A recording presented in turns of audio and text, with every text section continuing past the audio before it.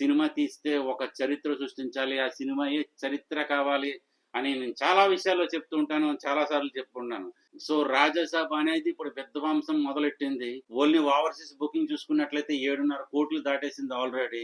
Indian biggest super స్టార్‌గా పిలువబడుతున్న rebel star 'Prabhas' చెయ్యి చూసావా ఎంత రఫ్‌గా ఉందో అనే మాస్ అంటే ఇలా ఉండాలి, డాన్స్ అంటే ఎలా ఉండాలి, ఫైట్స్ అంటే ఎలా ఉండాలని చెప్పేసి ఇండి తెరకు పరిచయం చేసిన మెగాస్టార్ చిరంజీవి గారు వీళ్ళిద్దరూ కలిసి ఒకే టాప్ 10 లో కనబడితే కనులు విందుగా ఉంటది కదా. Yes, IMDb rating top 10 list లో వీళ్ళిద్దరూ చేరడం జరిగింది. నెంబర్ 2 స్థానంలో రాజాసాబ్ ఉంటే గూగుల్ సర్చింగ్ లో నెంబర్ 6 లో మనశంకర వరప్రసాద్ గారిది మెగాస్టార్ చిరంజీవి గారిది ఉన్నది. అఫ్ కోర్స్ నెంబర్ 1 స్థానంలో ఇళయ తలపతి విజయ్ గారిది ఉన్నది. ఎందుకంటే తమిళ్ అనేది పెద్ద మార్కెట్, అందులోకి ఆయన రాజకీయంలోకి వెళ్ళిపోతుందని ఇది నా లాస్ట్ సినిమా అని చెప్పేసి అనౌన్స్ చేశారు. దాంతో గూగుల్ సెర్చ్ ఎక్కువ ఉంటది కనుక నెంబర్ 1 స్థానంలో జననాయక్ ట్రెండ్ అవుతుంది. నెంబర్ 2 లో మిస్టర్ రాజాసాబ్ గారు ఉన్నారు.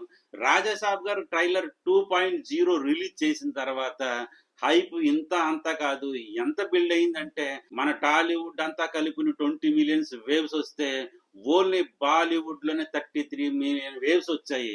కారణం ఏంటంటే అదే టైంలో సందీప్ వంగారెడ్డి గారు మన స్పిరిట్ పోస్టర్లు రిలీజ్ చేయడము, ఆ పోస్టర్ల మీద డిస్కస్ జరగడము, దాంతో రాజాసాబ్ అనే ట్రైలర్ ట్రెండింగ్ లోకి వెళ్ళడము, ఓవరాల్ 33 మిలియన్ వేవ్స్ వచ్చాయంటే బాలీవుడ్ అనేది చాలా పెద్ద మార్కెట్. ఇప్పుడు బాలీవుడ్ మన రాజాసాబ్ కంటెంట్ పరంగా ట్రెండ్ అవుతుంది.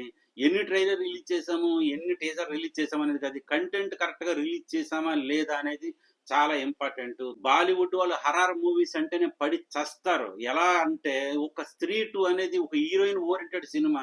ఆ సినిమాకి 624 కోట్ల నెట్ ను పెట్టారు.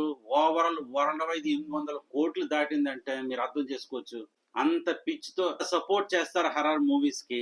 సో రాజాసాబ్ కంటెంట్ పరంగా ఏ మాత్రం బాలీవుడ్ వాళ్ళకి నచ్చితే ఇంకా సినిమాను ఆపలేము, విధ్వంసం జరిగిపోతుంది. ఆల్రెడీ టైలర్ తో విధ్వంసం మొదలైంది, చాలా నెగిటివిటీ స్ప్రెడ్ అయింది రాజాసాబ్ మీద. కానీ ఆ నెగిటివిటీ ఆపలేకపోయింది కంటెంట్. ఇక ఫర్ ఎగ్జాంపుల్ బాలీవుడ్ లోని దురంధర్ ఇప్పుడు 1300 కోట్లకు వెళ్తుంది కదా. అది డే 1 కలెక్ట్ చేసిన కలెక్షన్ ఎంత వచ్చింది, కనీసం 50 కోట్లు కూడా దాటలేదు డే 1. అలాంటిది ఇప్పుడు 1300 కోట్లకి వెళ్ళిందంటే కంటెంట్ తీసుకెళ్లిపోతుంది. మన టాలీవుడ్ లాగా కోలీవుడ్ లాగా క్రేజీ పీపుల్స్ ఉండరు. ఫస్ట్ రోజు ప్రీమియం చూసేయాలి, ఫస్ట్ డే చూసేయాలి, సెకండ్ డే చూసేయాలి, థర్డ్ డే చూసేయాలని. బాలీవుడ్ లో అలా కాదు, వాకింగ్ ఆడియన్స్ కంటెంట్ బాగుంది అంటే మెల్లిగా స్టార్ట్ అవుతారు. అది కంటెంట్ పరంగా సక్సెస్ అయితే తండోప తండాలకు వెళ్ళి సినిమా మీద పడిపోతారు. ఇలాగ 1000 కోట్ల విధ్వంసం అనేది కురిపించేస్తారు. నెక్స్ట్ మనశంకర వరప్రసాద్ ప్రమోషన్ వేగవంతం చేశారు. ఈ రెండు సినిమాలు కలిపి డే 1 కలెక్షన్స్ 150 కోట్లు దాటే అవకాశం ఉంది. డే 1 టాప్ 10 కలెక్షన్ లిస్ట్ లో మెగాస్టార్ ఇంతవరకు చేరింది లేదు.